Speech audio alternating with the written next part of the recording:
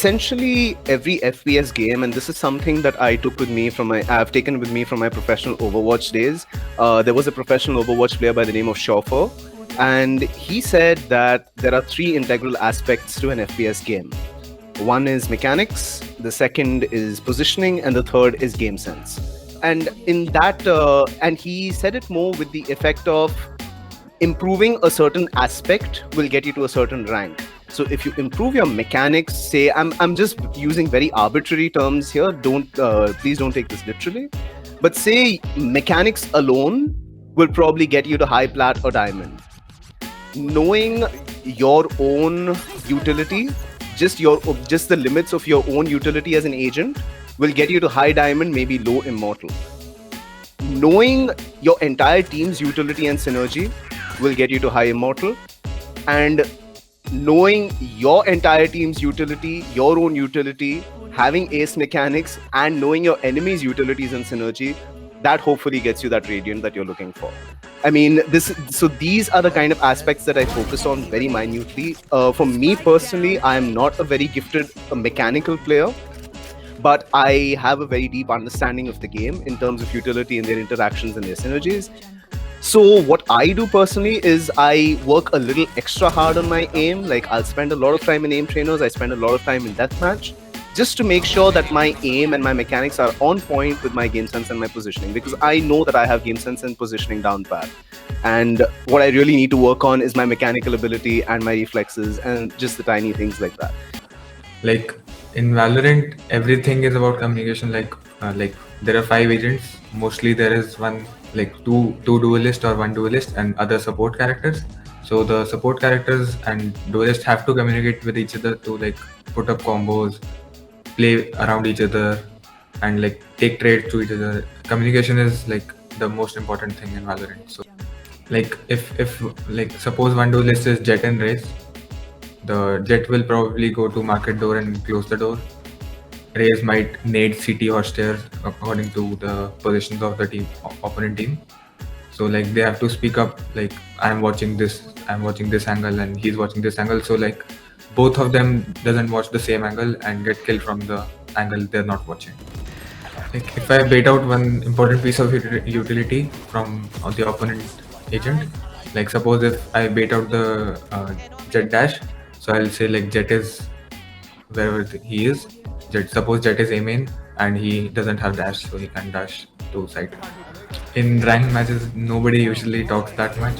They just say like he's here and he's there. That's all. Like they say like two B main, 3 mid. That's all. That's like, and in the in tournaments, we exactly say who's there if we know, like who's mid, who's B main. In the past weeks, in being ROG Academy, I've learned that as an individual, I think my aim is good. But with coordinated with my team, I need to improve my aim even more when I am, let's say, attacking inside with the utility of my team. So I need more confidence to clear an angle. If I'm confident enough to clear an angle, then I can clear the angle and probably get the kill and open the side for my team, and we can go on to win the round. Individually, I don't deathmatch much. I just grind pugs. I play around 6 to 7 pugs a day. So that's basically my warm-up pants. Yeah, from time to time I do aim labs or Viprac aim trainer, which I used to do when I played CS as well. But I don't rely on aim practice much because it might be different for others. But for me, when I do aim practice, a lot, my hand starts to hurt. So I tend to not practice much and just play the game. And before an official, I'll play a pug or two, of course, or a DM, of course. But I do what I enjoy. According to me, I think I op a lot. But even when I rifle, I prefer Icebox because it has many angles. And in Icebox, I'm mainly a Vandal player. I don't do Phantom because I don't like to spray. I just like to tap. So in Icebox is a large map. There's a long distance. In Icebox, I like to use Vandal and get entries because there are a lot of angles and players are mostly inexperienced. At the top level also, there are players who hide in obvious angles because in Icebox, utilities clear out most of the angles and there are only few left. So we just have to clear those angles, and I think Icebox and also Haven. Haven is also a long map, so yeah, I prefer long maps where I can use my operator and Vandal. Basically अगर हमारा लो bye so we try या तो हम लोग stack करेंगे या तो किधर तो साथ में पुश करेंगे बिकॉज लो बाय में रिटेक खेल के कोई पॉइंट नहीं है क्योंकि हमारे पास पहले ही मतलब मोस्टली लो बायज में कुछ ना कुछ तो प्ले बनाएंगे अगर सामने वाला का low buy like they have only मतलब क्लासिक्स वगैरह फ्रेंजी शेरिफ्स तो उसमें हम लोग ट्राई करते हैं पूरा लॉन्ग रेंज फाइट लेने का ऐसा क्लोज कॉम्बैट्स नहीं लेने का है तो कुछ सेटअप लगा के पूरा मतलब लॉन्ग रेंज फाइट्स लेके क्लोज कॉम्बैट्स अवॉइड करते हैं बस अगर सामने वालों का इकोनॉमी एकदम गंदा है Ascent is the map where we can easily retake sites. Also Heaven. Split is the map where mostly we avoid retakes क्योंकि split में अगर teammates का ultimate जैसे Killjoy वगैरह का ultimate नहीं है या Astra का तो retaking the site is bit difficult for us in split.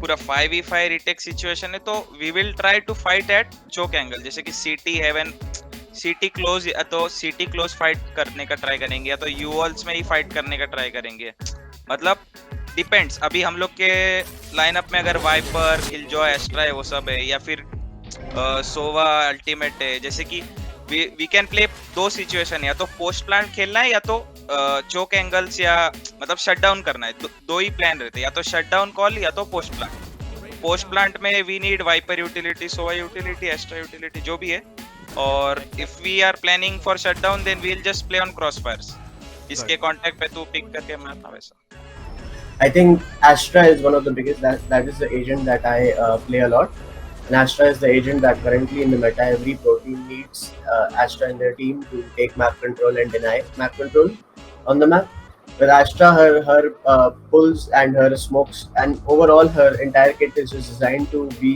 the best controller possible and taking map control away from the team and taking it for our team is extremely crucial during matches since it gives us a lot more options on when to execute and faking and etc. In my opinion, Bind and Ascent are two of the strongest maps for her, but she's also extremely good on Haven. I think the only maps that she's not good at are maps which have a lot of open spaces like Icebox and Breeze.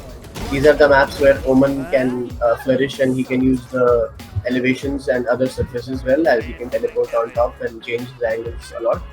Thus his wider radius of his smokes also helps cover entrances more because Astra's smokes are a little smaller but those are all pros and cons that each agent has but Astra's pros far outweigh her cons. Generally, it's a mix of everything. We also watch a lot of matches of people who we are going to be playing against to have an idea of what sort of composition that they will be running.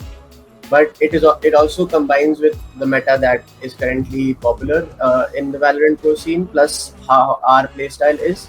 So, for example, Viper is a player agent that is being used a lot in the meta at the moment because of her decay in her walls and the ability to cover and stall a lot of area at the same time. So in that way, like we look at Viper as a very good potential pick and replacing one of our other agents.